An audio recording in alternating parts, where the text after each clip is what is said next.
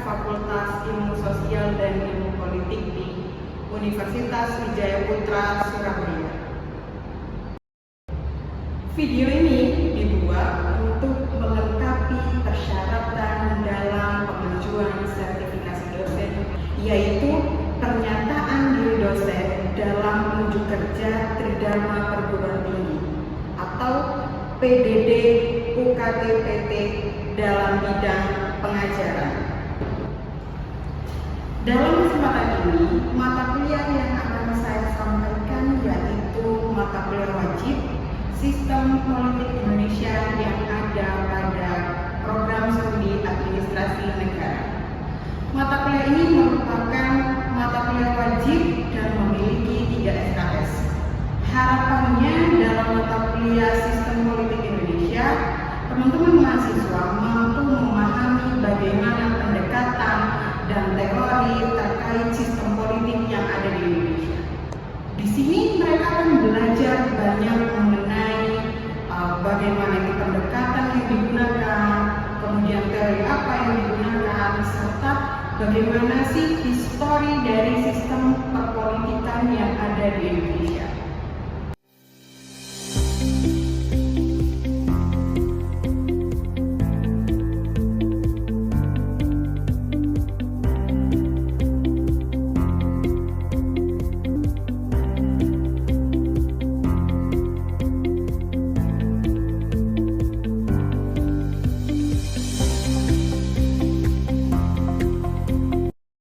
Assalamualaikum warahmatullahi wabarakatuh.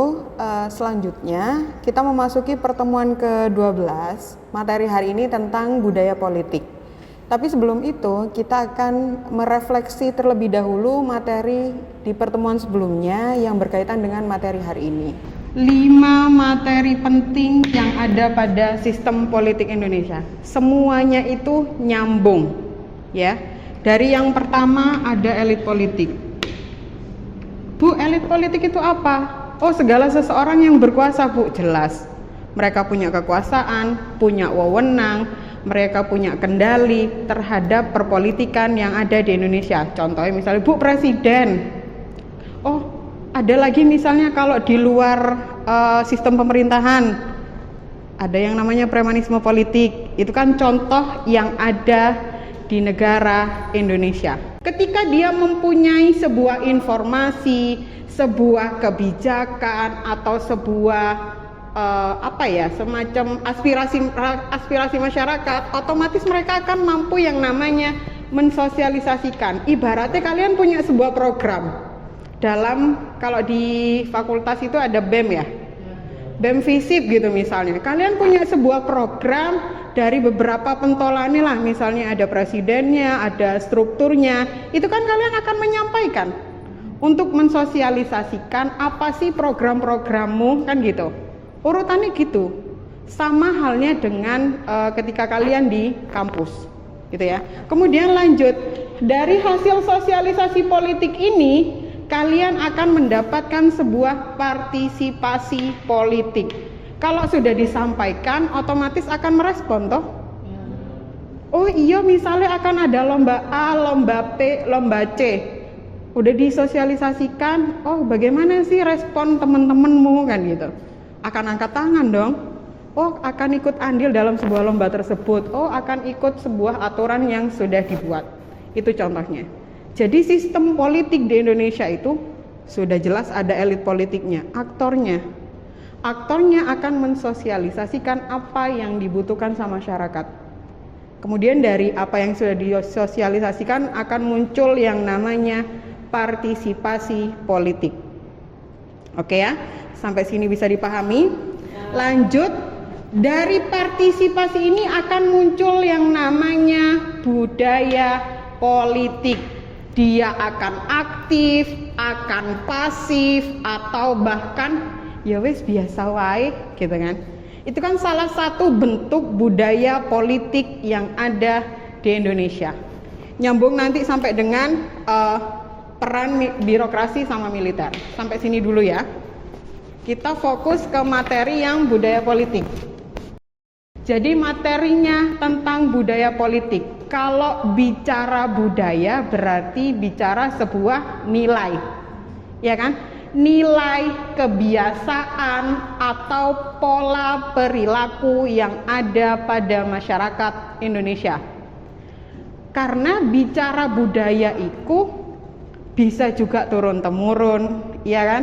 Bisa itu juga baru dibentuk atau bahkan sesuatu yang baru dimunculkan, gitu ya. Itu sebuah kebiasaan yang ada di negara Indonesia, terutama dalam hal politik. Itu terkait pengertiannya. Kemudian berikutnya, bagian dalam budaya politik itu ada 3 bagian penting. Yang pertama ada budaya politik apatis. Kemudian yang kedua ada budaya politik mobilitas. Sama yang terakhir ada budaya politik apa, Jun? Partisipasi. Oke, yang kedua bagian budaya politik. Yang pertama itu apatis, cenderung mereka kebentuk budaya politik yang masa bodoh, ya kan? Ada tipe orang yang gak ngurus lah perihal politik gitu kan.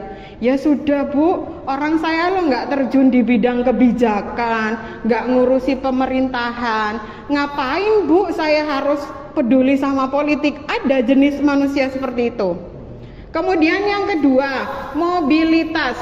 Dia sebuah budaya politik yang sengaja dibentuk untuk dimobilisasi gitu kan. Oh, berdasarkan orang-orang tertentu, kan ada seperti itu. Oh, pendukung A, pendukung B, atau pendukung C. Kemudian yang ketiga, bagian partisipasi aktif, di mana di situ budaya politik yang muncul, mereka bisa menyampaikan aspirasinya secara jelas, secara kritis, ya kan? Dia akan merespon kebijakan yang dibuat. Bisa dia menolak, bisa dia menyetujui, atau bahkan dia merekomendasikan penyelesaian yang lain. Kalau tadi ada pengertian, kemudian ada apa? Bagian. Kemudian yang ketiga ini ada tipe. Tipe dari budaya politik. Yang pertama ada budaya politik parokial. Dia di sini masyarakatnya cenderung gak paham tentang yang namanya sistem politik. Dia gak peduli, dia gak ngurusi, dia cuman peduli terhadap kelompoknya sendiri. Kemudian dia orientasi atau pemahaman politiknya itu cenderung rendah. Contohnya itu masyarakat pedalaman Indonesia. Suku-suku tertentu gitu loh, Rek. Contohnya lagi kalau di luar negeri itu ada suku Afrika. Mereka itu kan ya wes gimana caranya bertahan hidup wes ngono tok.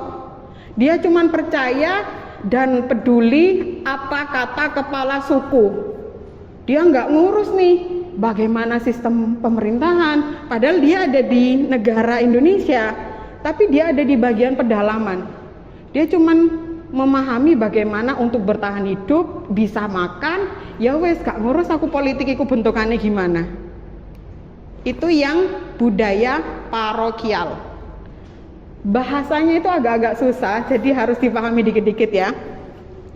Kemudian yang kedua, budaya politik kaula atau lebih kepada subjek. Di sini tuh dia sudah tahu yang namanya sistem politik.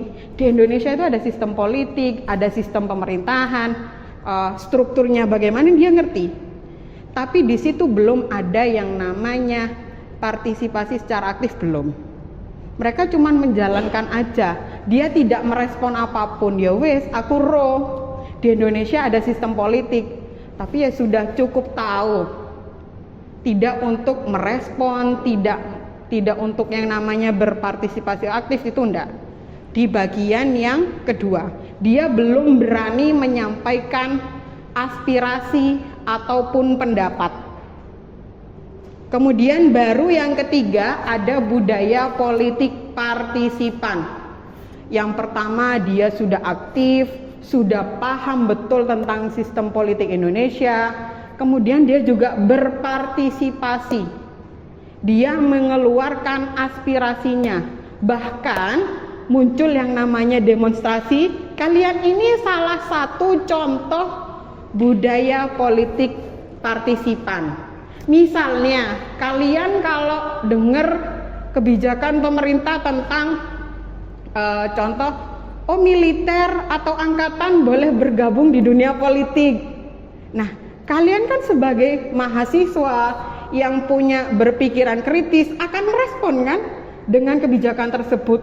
Loh Bu, ndak boleh Bu, kan jatuhnya nanti nggak netral, misal seperti itu. Itu kan salah satu bentuk budaya politik partisipan. Kalian akan berperan aktif untuk merespon segala bentuk kebijakan, segala bentuk aturan yang dibuat oleh pemerintah. Sampai sini paham ya? Oke, jadi yang perlu dipahami di sini, Bu, antara ketiganya itu sebenarnya bertahap kan? Dari yang nggak tahu sama sekali, kemudian tahu, kemudian dia merespon. Kan ya sih? Urutannya begitu. Nah, ketika bicara posisi Indonesia, dia lebih cenderung yang mana? Kaulah sama si partisipan. Kenapa seperti itu? Kalau yang parokial itu dia cenderung kepada masyarakat pedalaman yang gak ngurus sama sekali terkait sistem politik Indonesia. Ya wis, yang dia urus cuman tentang gimana dia caranya berkebutuhan hidup. Tadi ada yang pertama pengertian, bagian, tipe, kemudian baru masuk di Indonesia. Indonesia itu unik, seunik-uniknya keberagaman yang ada di Indonesia, iya kan? Asik. Konoha. Yang pertama, dia cenderung ikatan primordialisme. Di Indonesia, dia itu cenderung fokus sama identitas tertentu, ya kan? Primordialisme itu lebih mengutamakan pada identitas tertentu, suku-suku tertentu, agama tertentu. Jadi, iku aliranku NU nyel, gitu kan? Itu aliranku Muhammadiyah. Iku sukuku Madura. Nah, ikatan-ikatan seperti ini nih yang membentuk budaya politik tidak bersifat netral, ya kan? Padahal kalau tadi kata Re, kita loh Bu pengen yang namanya beraspirasi sesuai dengan kebutuhan masyarakat, gitu kan? Tapi nyatanya budaya politik primordialisme itu sangat mengakar di Indonesia. Kalian akan nyoblos sekian banyak partai politik, sekian banyak calon. Gak mesti kan kalian akan cari tahu betul itu track recordnya gimana, kan enggak? Ya wes Bu, iku loh sukuku Madura. Iku loh Bu, wong Jawa Bu, nyel tanggoku gitu. NU nyel Bu, partainya PKB gitu kan. Menang Bu gitu kan. Nah, itu berdasarkan ikatan primordialisme. Jadi itu budaya politik pertama yang ada di Indonesia. Berdasarkan ikatan ataupun identitas yang sangat kuat. Sampai sini paham? Lanjut, yang kedua, ada sikap paternalistik sama patrimonial. Dia itu semacam gaya kepemimpinan yang lebih mengutamakan peran atau sosok seorang figur bapak. Kasarannya gini, kalian pernah nggak ngeliat cuplikan video di TikTok atau di YouTube gitu kan? Misalnya Bu Ipeh jadi ajudan pribadi nih salah satu staff. Wis lah Bu, apa kata bapak? Ya kan? Kita cenderung manut sama figur si paternalistik itu. Dia lebih suka kepada gaya kepemimpinan manut bapak. Opo jare bapak. Sering kan dengar kayak gitu? Ya wis, iku Indonesia uniknya budaya paternalistiknya. Yes, bapak ngomong A, kalian manut A. Bapak ngomong B, kebijakannya B. oh kalian manut B gitu kan. Mereka salah satu contohnya seperti itu. Misalnya ada kasus si Verdi Sambo gitu kan. Itu kan mereka yuk manut apa kata dia, disetting sedemikian rupa. Itu kan salah satu bentuk gaya kepemimpinan si paternalistik atau sebutannya gitu bapaktisme. Mereka lebih setuju, oh asal bapak seneng ya wis manut bapak. Ibaratnya kaum atasan sama bawahan, tapi dia lebih kepada gaya kepemimpinan figur seorang bapak atau seorang ayah. Kalau sikap patrimonial dia hampir sama dengan si paternalistik, sama-sama mengutamakan gaya kepemimpinan individu tertentu yang memiliki kekuasaan, intinya sama gitu ya. Kemudian yang ketiga, 1, 2, 3, hierarkis. Dia cenderung budaya politik yang berurutan, koyo ada pembagian klasifikasinya, kaum atas sama kaum bawah. Yang ketiga ada si hierarkis, jadi dia berdasarkan tingkatan tertentu. Ada kaum kalau di sosiologi dulu itu ada kaum borjuis, pemilik modal, penguasa. Pernah dulu kalian SMA apa SMK? Ya macam-macam ya. Iya teko SMP sih. Berarti kan kalian pernah nih dengar kata yang namanya kaum borjuis. Dia pemilik modal, dia yang berkuasa, itu masuk kategori wong gede. Wong cilik iku dia rakyat yang ibaratnya buruh atau rakyat kebanyakan yang kelas menengah ke bawah gitu loh. Gitu kan? Sehingga mereka itu kebentuk budaya politik yang ada tingkatannya. Oh, yang punya modal, yang punya kuasa, dia berhak bersuara. Pernah kan ngelihat kayak gitu? Kemudian mereka yang tidak punya apa-apa, kelas menengah ke bawah, mereka takut untuk menyuarakan apa yang dirasakan. Banyak kebijakan loh padahal yang nggak tepat sasaran kan gitu. Harusnya bantuan langsung tunai itu diserahkan kepada masyarakat yang membutuhkan. Tapi sekarang banyak nih keluarga-keluarga kaya yang buat surat keterangan miskin ya kan, untuk membantu sekolah dan segala macamnya. Itu kan salah satu bentuk bantuan yang tidak tepat sasaran toh, berdasarkan tingkatan tertentu, tapi kadang ya kebijakannya yang dibuat gak pas. Budaya politik itu yang ada di negara Indonesia. Terakhir, patronase. Bu kok ngarep-ngarep PPKB sih Bu? Enggak, itu ono hierarkis. Jadi kalau patronase itu dia lebih kepada bagaimana dia akan menuruti suara atasannya, bukan suara atasan sih, lebih kepada padahal kalian maju dari rakyat di bawah gitu kan, masa dukunganmu, tapi kalian tidak mendengarkan suara mereka dalam menyerap aspirasi masyarakat. Iya, kacang lupa kulit. Misalnya Firdaus atau Arjun nyalon di partai partai itulah PDF, partai PDF gitu kan. Tapi dia membuat sebuah pertemuan sama masyarakat untuk menyerap aspirasinya, kan gitu ya, contoh Arjun sama Firdaus. Tapi ketika proses penerapan kebijakannya, dia cuman lebih condong kepada fraksi yang di bawah naungan itu tadi. Oh, tak untungkan si PDF gitu kan, karena di bawah naungan mereka gitu kan. Nggak peduli nih basis masanya dulu sing nyoblos kalian dapat suara sampai jadi, kalian nggak seberapa memperdulikan hal itu. Itu budaya politik yang ada di Indonesia. Ada berapa berarti budaya politiknya? 5, ya wes antara 5 sama 4 lah. Sampai sini ada yang mau ditanyakan terkait budaya politik? Boleh Arjun, kenapa?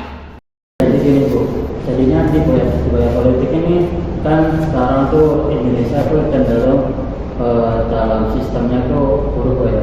Nah, karena ada dia tuh influencer, dan tuh biasanya tuh emang di videonya tuh kritik pemerintah. Nah, yang saya sebut namanya tuh Simon Jin. Nah, dia itu mengkritik pemerintah, soalnya kan sistemnya itu salah.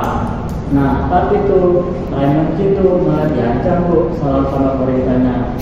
Bahkan dia tuh bilang bahasanya tuh dia sampai dikirim itu amit tuh ya, kepala babi itu, saking buat ancaman. Nah, dan ada juga yang tipikal orang lainnya tuh misalnya dia itu partisipasi awalnya, cuma gara-gara sistem Indonesia ini rusak, gak bisa diatur dari bawah.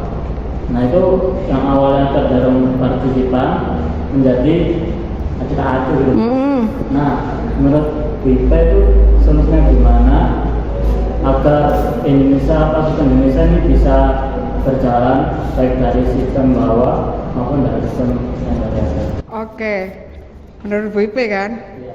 Oke, berdasarkan beberapa penelitian yang Bu Ipe baca, kemudian berdasarkan fenomena yang muncul, kita nggak bisa pungkiri perkembangan teknologi itu pasti, ya kan?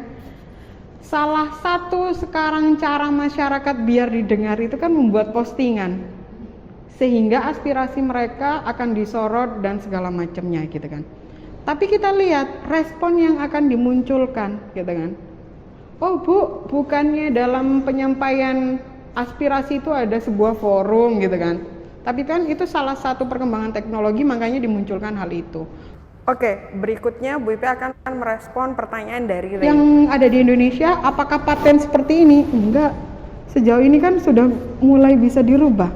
Kalau kalian sadar. Kan banyak yang namanya generasi-generasi muda tapi ya itu tetap mau senioritas, budaya senioritas sama junior itu di lingkungan kerja manapun, di lingkungan perpolitikan manapun tetap ada. Tinggal bagaimana kita membentuk, misalnya terus Denny, Arjun gitu kan, mau membuat partai politik nom-noman ya gak ada masalah. Atau kalian masuk gabung sih di partai PDF, partai bulan sabit atau apa gitu kan. Kalian masuk di sana, kemudian kalian yang membentuk melaku dewe ku susah iya kan? Perlu orang yang satu visi misi gitu kan. Nggak bisa misalnya ini komunitas itu ya, terus WP masuk sendiri. Yang ada kita ngatut. Sekalipun teknologi, globalisasi berkembang itu susah. Karena apa? Karena wis dicakram iki lho rek iku mau. Kita sendiri terus yang cakram orang 5. Enggak bisa berkutik. Yang ada kita tenggelam ngikut di situ, gitu kan. Kemudian Bu, ya apa? Kalau Bu Ipe tadi setuju, kalau misalnya dengan nek ngomong langsung gak dirungono ya wis didadekno bom ae enggak masalah. Karena kan itu salah satu bentuk kita mengaspirasikan, mengeluarkan suara kita yang jelas tapi sumber referensinya jelas ya kan, nggak asal ngedabrus ya kan. Kalian mahasiswa punya sumber referensi yang jelas, kemudian kalian juga punya pegangan yang kuat. Oh setelah melakukan penelitian A, B, C, D, E, F, G, H, I, J gitu loh. Jadi sumber referensinya jelas ketika kalian mau merespon hal itu gitu kan. Jadi nggak bisa kalau misalnya itu tadi, kalau cuman sendiri di suatu organisasi atau suatu kelompok kalian mau bersuara, alamat dihibas kalian gitu. Kecuali perkembangan teknologi sama globalisasi kalian gunakan dengan baik. Terima kasih, sampai jumpa lagi, sehat-sehat. Assalamualaikum warahmatullahi wabarakatuh. Selamat pagi, utamakan sarapan daripada harapan.